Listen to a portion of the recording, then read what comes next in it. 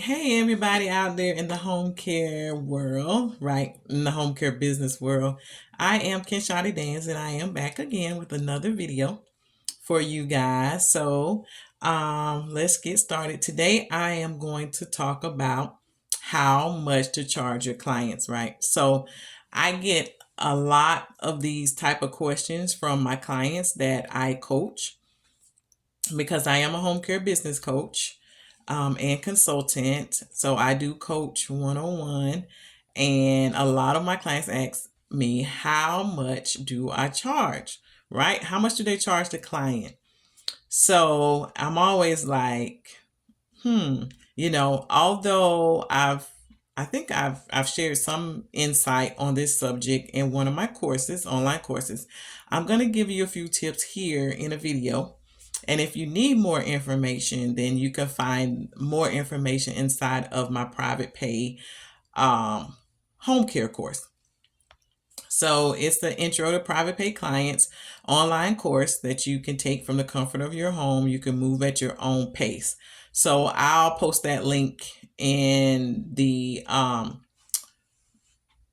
subject or comment section of this video. So make sure on all of my videos you view the information section, because in there you will find free resources, links to free resources. You'll find links to schedule a consultation, and also links to my website and different courses.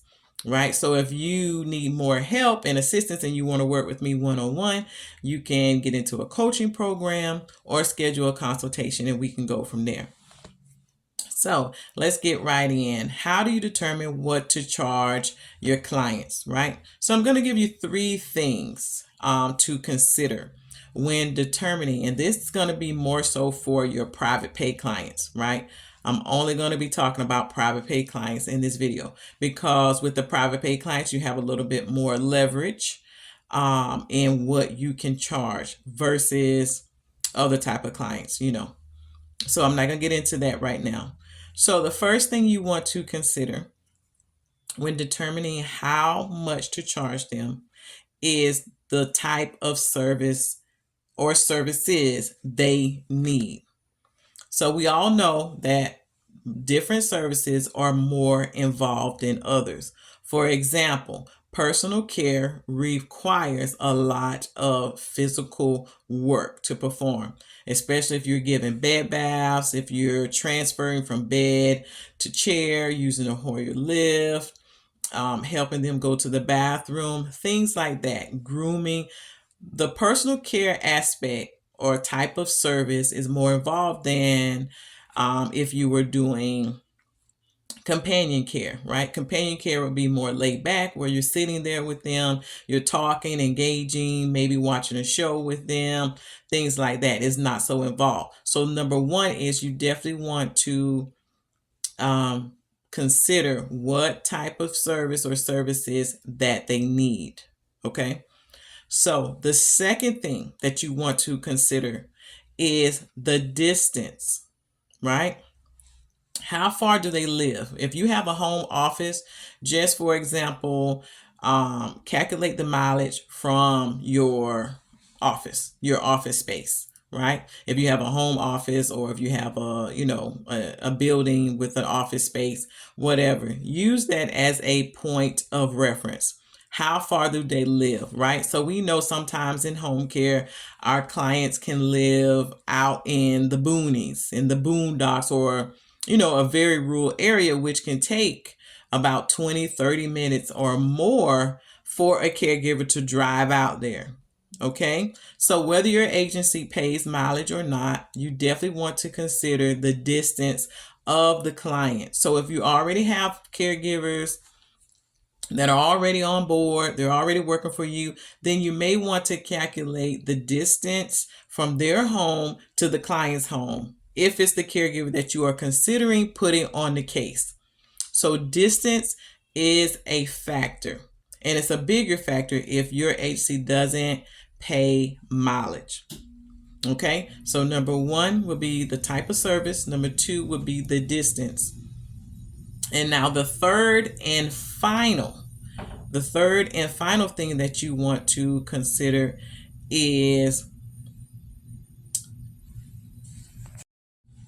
sorry about that pause, but anyway, so the final thing you want to consider is the caregiver's level of experience in education. So depending on what type of client this is, what's required, and what type of agency you have, medical or non-medical, you want to consider your caregiver's level of education and experience. For example, is this a non-certified caregiver, or is it a home health aide, a CNA, and how long have they been working in home care? So you can create a range, 1 to 3 years, 3 to 5 years, 7 to 10 years, or 10 years or more. This will help you in determining how much you would charge your client, because whatever the level of education experience your caregiver has, you want to be able to pay them a fair hourly rate, right? So in order to do that, you need to be able to manage in charging your client a amount that will be beneficial for you as a business owner and also beneficial for the caregiver that's going out. So these are the top 3 factors that you need to consider when trying to figure out what to charge your private paid client. So hopefully you understand better on how to put together a rate. And then if all else fails and you're still unsure, I always tell my clients you can go on Google, look up the Medicaid standard rates, right? So Medicaid, they always list their rates of what they charge, whether it's personal care or nurse private duty. You can always view these online. Just type in the search bar, Google Medicaid reimbursement rates or things like that. So you can use the Medicaid rates as a baseline, right? Use it as a baseline. You don't necessarily have to charge what they charge in. You can, but you don't want to be severely far above what Medicaid is charging either. Okay, so we all have to be considerate and understanding. So hopefully these 3 tips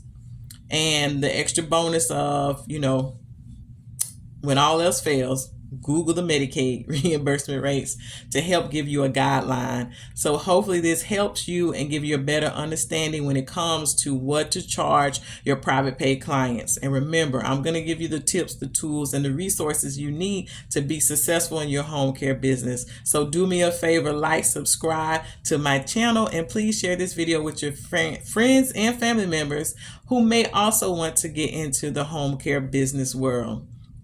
Until then, I'll see you in the next video.